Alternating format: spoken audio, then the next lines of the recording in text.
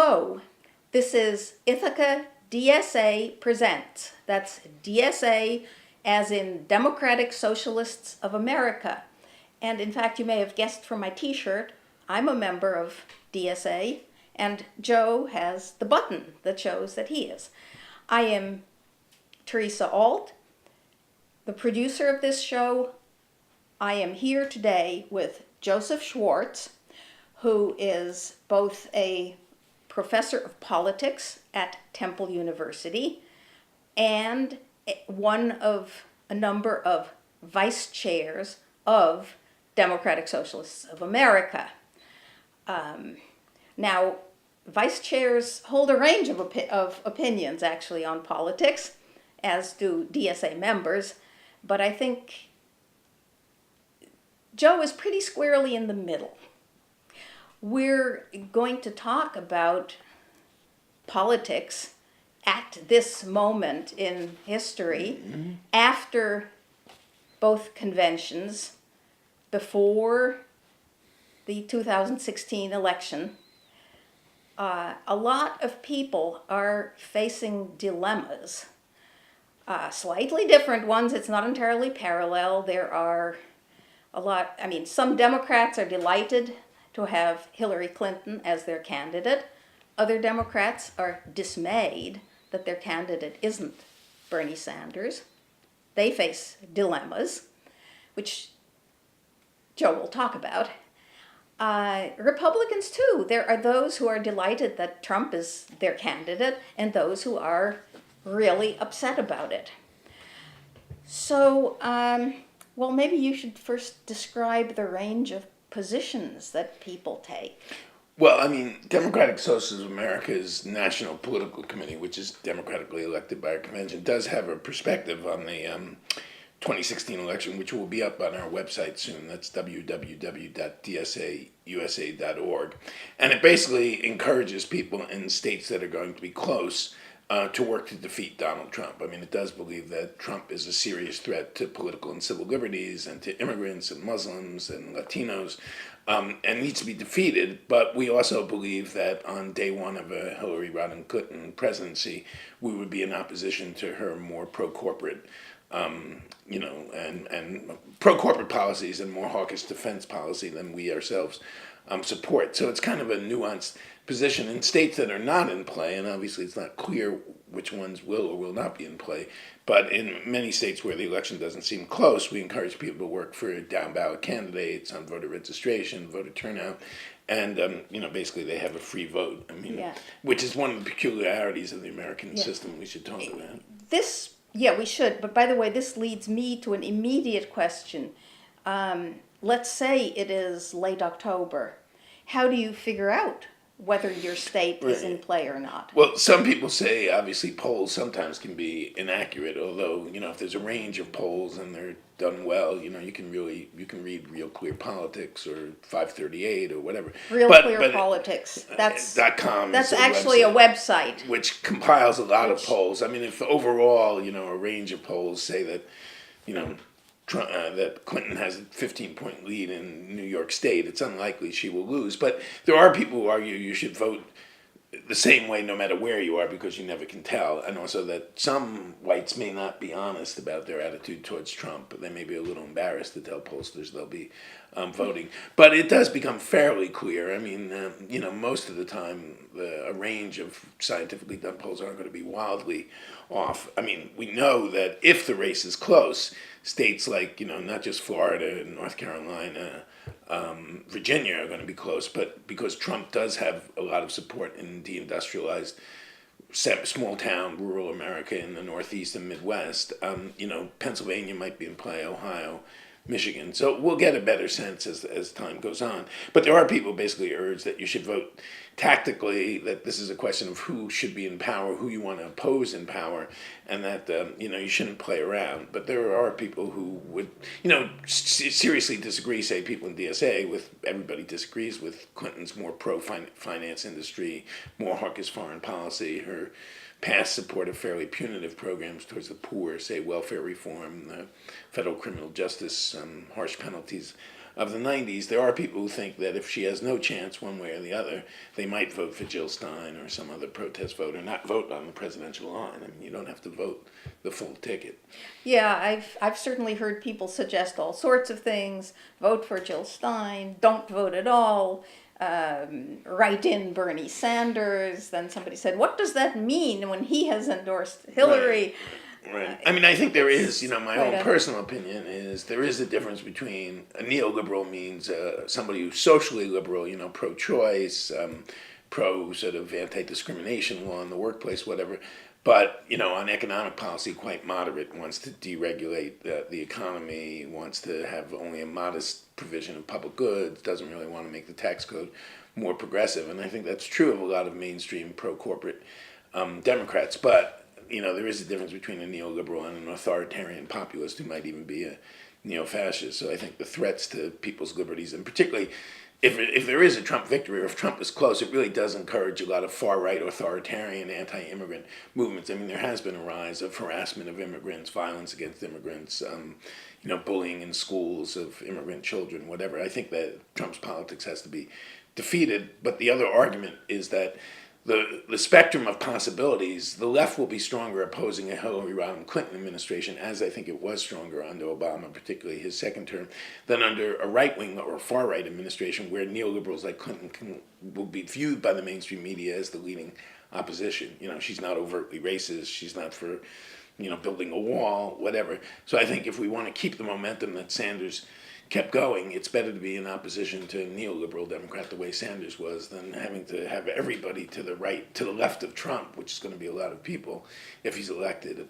And it's, I think, a little too early. I mean, I think his campaign is not going well, and if I had to put money on it, I'd say he would lose, but things can change, and a lot of people don't concentrate on the presidential election until after Labor Day. So I think it's still early, but he's not in, Although objectively, he's I not in good must shape. say this year's primaries have been unusually interesting and kept up for an unusually long time. Right, sure. And so I think there is, saying, people haven't started paying attention. I think it would be hard not to have noticed. Well, yes, that's This true. year. That's true, but only about half the people, only about 40% of the people who will vote in the general election actually vote in the primaries. And the total primary vote was around 60 million or so, and there'll be about 130 million people who will vote in the general election.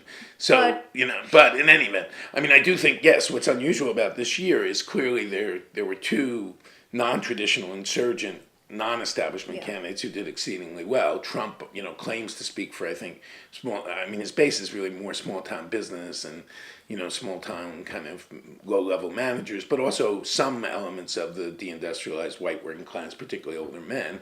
Sanders' base was both, young millennials of all races and then older white, both new leftists or people veterans of the 60s, and then a lot of white working class voters who still vote Democratic, who are socially liberal, but who really are quite anti-corporate and feel that corporate power has really led to the radical increase in inequality. So both Trump and Sanders, in a certain sense, are products of the last 30, 40 years growth in inequality, and then the clear decrease in social mobility and opportunity for younger voters. So there's a lot of anger out there, and I think it's also the case, I think that And people, rightly so. Right, people should remember that there are some very good progressive sort of Sanders-type Democrats who have won primaries or are still in primary races, and I think people have to remember that down ballot races are really important. Some state legislatures are up for election. They have a heavy influence on policy, but also in 2020 will set the Okay, I think down ballot is a bit of a buzzword. Yeah, well, it means people who are, the presidency is the top of the ticket. Down ballot begins with the U.S. Senate, then the U.S. House,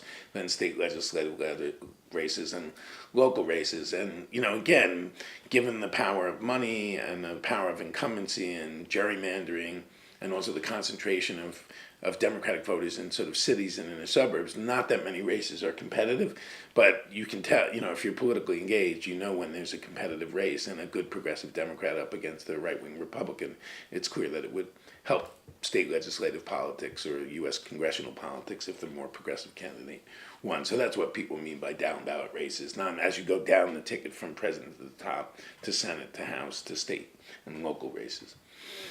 Well, sometimes the state and local races aren't even in the same years. Right. No. I mean, many states have odd year state races, but a fair number of states. I think about 15 state legislatures are up this year.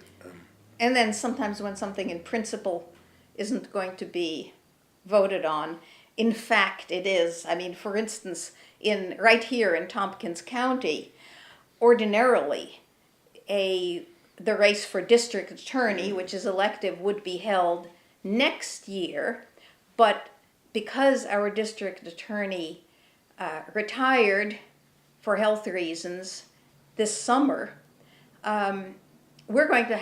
there's going to be district attorney on the ballot in November. Right. So there's something very local. Right. But it's going to be there. Right. And we still don't know who the candidates are because she retired too late for the usual process to take But place. at the national level, what people should realize is that because 24 of the 33 U.S. Senate seats that are up are held by Republicans, and the majority of those are actually in states that Democrats usually carry, there is a chance that even though there would have to be a 9-seat swing, there is a chance that the Democrats can take back the Senate. And then in the House, they would have to gain over about 25 seats. I don't think they're going to do that. I mean, the Democrats are 40 seats short of a majority. But, put it this way, the more that there is a Democratic House and Senate, the more mobilization usually there is to press the Democratic majority to do what the platform says, which is always more progressive than how the Democrats govern, and will be much more progressive this year. I mean, again, you can say that the concessions that Sanders got on platform, free higher ed up to public higher ed for families up to $125,000, a $15 minimum wage indexed to inflation, anti-trade language, but not an overt stop TPP plank. They may only be worth the paper that they're printed on, but it does give people a rallying cry for mobilization that the Democrats promised they would do this. They're not doing it, so we ought to go out and protest. But regardless of what one thinks about the presidential race, the real question, I think, is how do you continue the sort of Sanders anti-corporate trend, but also broaden it out in terms of building somewhat more of a multiracial coalition and focusing, explicitly on racial justice as well as class and gender justice issues. But we probably should talk about. I was going to say, but you talked about people, you sort of muttered about having a free vote and things like that, Right. But you really didn't explain Sure. how one. Sure. We don't have a direct democracy. In other words, the popular vote does not determine who holds the presidency. It's the Electoral College vote. Right. So there have been 3 cases in U.S. history where a president who got fewer popular votes than someone else became president because they won the what do we call it? The Electoral College. Rutherford B. Hayes, I think, in 1876. Grover Cleveland once. I can't remember who else. But in any Gore. event, Gore. Well, did Gore win the popular vote? Gore. At least that's what I read a few win the days popular ago. vote. I think that's right. Yeah. In any event, so it's really key. That's why the 2 campaigns, in terms of their field operations and most importantly their advertising revenue, tend to concentrate on the 12 to 15 states that are in play, and then there will be very little advertising for either candidate, probably, although Trump is unusual, in, say, California or New York, or in, say Montana or Idaho. I mean, Idaho, they'll just concede to them, whereas New Hampshire, which is close and not much bigger than Idaho, there'll be tremendous sort of campaigning because every electoral vote counts in a close race. So if you're in a state that's either solidly blue, Democratic, in most parts of the world it would be pink or red for the party of the left, but blue or solidly red. We always do things Deep backwards. South, put it this way, if Hillary has a real chance to win Mississippi, it's going to be an electoral slaughter against Trump. If Trump looks like he has a chance to win New Jersey or New York, Hillary Clinton is in deep, deep trouble. So the Electoral College is very weird. The other thing that makes voting in the United States... Well, maybe you should explain the Electoral College. Well, the Electoral College is basically based on votes for... You have to get a majority of the Electoral College. Who are they? Candidate does. The electors are people who are sometimes on the ballot, sometimes pledged to various candidates, and they are apportioned based on who wins the state, but they're usually party activists, which is one of the reasons why, even though technically in many states they have a free vote, they tend to vote for the candidate of the party for which they are an elector because they won't go anywhere in party politics after. But there are individuals who are elected based on which candidate wins the state, and then they go to Washington and cast their votes in the Electoral College in early January. Well, it's really a superb was the best democracy that people could think of in the 18th century, when not only was there no internet and no airplanes, there weren't even trains. Right, but the Electoral College is actually intended not to be fully democratic in that you get two seats for the Senate, then you get proportioned by your population, but actually for the U.S. Senate, every state gets at least. Okay, so it's every state gets two, to right? Population, except there are an additional 2 to every state. So Wyoming having 3 with 600,000 people, and California having 52 with 38 million. A vote for the U.S. Senate, for example, counts 60,000 times more, I think, in Wyoming than in California. Now, that was argued that it was going to promote small states and sort of small farmers.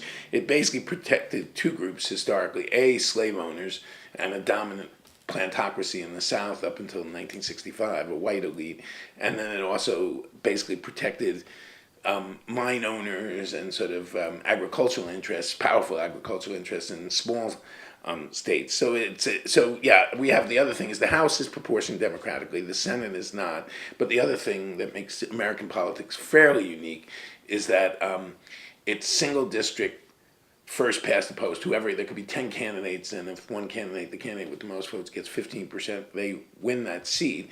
There's no proportional representation, but there's also every city, state, and federal government has a direct election of executive, and both of those facts, coupled with no proportional representation and also no parliament where there could be coalition governments, basically is a strong structural bias towards a 2-party system. And most successful third parties have fairly quickly become first parties. The last successful national third party was the Republicans, which broke off from the Whigs in the 1850s over slavery. And then you had the 2 most successful third parties in the 20th century were the Minnesota Farm Labor Party in the 20s and 30s and the Wisconsin Progressive Party. And they both were able to gain the executive branch significant representation in the state legislatures, but they ultimately merged back into the Democrats after World War II because they depended on Democratic votes to build a coalition in the state legislature, but they also needed federal dollars, and the Democrats controlled the federal government. So third parties, generally not unimportant, but have usually been more protest vehicles or have elected people locally, but more frequently in nonpartisan races, that is where you just run as an individual, you don't run as the candidate of a party, say the way that Kshama Sawant is a city councilor in Seattle, a socialist, but doesn't run as a socialist alternative candidate or a Democrat or Republican just as an individual. Or in some cases, Vermont was probably the only state where there's about 9 progressive party members who win, but usually in districts that are so democratic they don't threaten to elect a Republican by running, and then they cross-endorse. They also will endorse progressive Democrats. So the lack of proportional representation, the lack of parliamentary coalitions, the direct election of executives gives even state governments and city governments that have direct election of mayors kind of a bias towards a pretty strong structural bias towards 2 parties. But what's unique in America is that who gets to run as the party representative is determined by an open primary, and it's open in the sense that the state controls who registers as a Democrat or Republican. It's not like the party can kick people out. I wish you wouldn't use that term open, because open primary is a very technical term. I mean, I wouldn't worry about the technicality. Some states allow independents. Some people allow people who aren't registered in the party. But the point is, anybody can register. In American history, you've had Ku Klux Klan people in the South in the Democratic Party registering, and you've had African American communists registering in the Democratic Party. The parties can't kick people out because they don't connect. They don't control who can register for the party. So it's very strange, and American parties are basically coalitions of different interest groups. I mean, the Democratic Party has a strong socially liberal pro-corporate wing, suburban, affluent, liberal, socially liberal voters, but also has a Black, Latino, labor activist, progressive activist wing. The Republicans have always been divided between sort of libertarian, sort of socially liberal suburbanites who are conservative on economic policy, cutting the budget, low tax rates on the affluent, and then some more socially conservative, sort of working and lower middle class voters whose allegiance to the party is more based on sort of race issues and sort of abortion, whatever. And Trump really was the first time. Trump is sort of overtly saying that the affluent wing of the party really took advantage of sort of small town, sort of socially conservative, anti-immigrant voters. It's sort of Trump is really making overt what's called the dog whistle politics of the Republicans, that they've appealed to disempowered people, usually small town business people and deindustrialized older white workers, through claiming that the state spends too much money on indolent poor people, and then they racialize it, even though the largest group of poor people is white.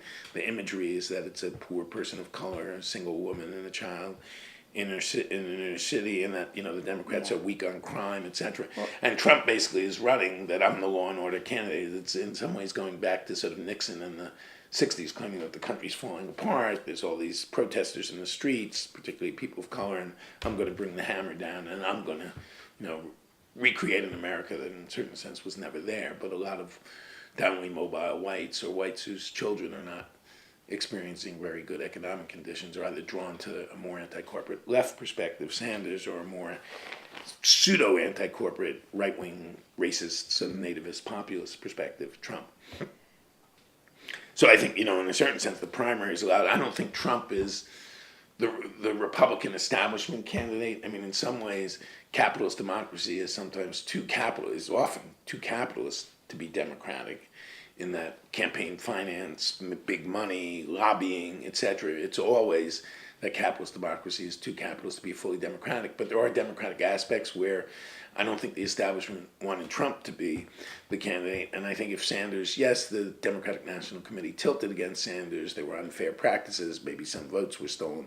But if Sanders had gotten more of the black vote and older women of all races, I'm not sure the Democratic establishment would have been able to stop him. I mean, they certainly haven't stopped, Wellstone and various progressive candidates winning for the Senate or the House. So, it's a very complicated system, but it's certainly biased against third parties, and it's biased against people really voting their sort of full preference because of the wasted vote phenomenon. Whereas if you vote for some candidate who's not going to win, you may be taking votes away from your second choice, and that's why in certain systems it's complicated, but there's what's called single transferable voting or instant runoff voting, where if your first choice comes in last, you then get to transfer to your second choice. Okay, so some people say they wish there were this instant runoff. I think it has been established in some cities. I think San Francisco has instant runoff, and I think Washington, D.C. may be moving to it on its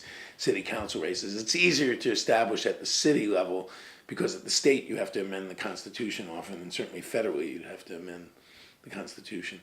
But that is a system where people can vote more their ranked order preference. You could vote for, Jill Stein first, and then vote for Clinton second, and then Trump not vote for him at all. And your vote would either go to Stein or would transfer to Clinton. There's an argument that I have heard people, and pretty intelligent, informed people make, which is it doesn't matter whether Trump or Clinton become president because both are strongly pro-corporate. And if Trump does something outrageous, let's say takes the country to war, there will be millions of people protesting in the streets. Whereas if Hillary Clinton takes the country to war, the left will roll over and play dead. That analogy is problematic. The anti-war movement under Lyndon Baines Johnson, a Democrat, was stronger than the anti-war movement under George Bush, a Republican. It depends on the war, whatever. But look, the most powerful legislative body in this country is not a legislature; it's a court. It's the Supreme Court, and almost if you were glad, I mean, not in a sort of a mean-spirited way, but glad that Scalia died and that saved labor rights, voting rights, immigrant rights, the decisions were changed, reproductive rights in Texas, then Trump will appoint 3 kind of Scalias. There is a big difference even in moderate Democratic presidential appointments on the Supreme Court. I mean, in other words, do you want Ginsburg or Sotomayor, or do you want Roberts or Alito or Scalia appointed? I think that's the key issue. And again, it's a very anti-democratic aspect of the American system that 9 folks get to sort of weigh in on whether a law is constitutional or not. That's very rare in democracies, but that is the reality. The other reality is that one has to consider is Trump is polling right now. They can't even find blacks or Latinos who are going to vote for him. I mean, unless you think all those people have false consciousness, they're not going to be the base of a third party candidate. And I do think they have reason to, particularly immigrants, Muslims. I mean, I just think, again, Hillary's not going to be great, but she's not going to be as she's not going to round up, millions of Muslims. Obama did deport people. It's partly they changed anybody who's caught crossing the border now counts as deportation. But Obama did give 5 million people, the parents of children born here, the right to stay. It was overturned by the courts. So I do think there is a difference, but put it this way, to conclude, I'd rather be in opposition to a neoliberal Democratic administration than joining a moderate opposition and being overwhelmed with them and Trump. Alicia Garza said, I'm not voting for a candidate, I'm voting for a terrain of struggle. Right, the terrain of struggle will be better for progressives opposing Clinton are out of than time. opposing Trump. This has been DSA Presents. I'm Theresa Alt. I've been speaking with Joseph Schwartz. Thank you. 1, 2, 1, 2, 3.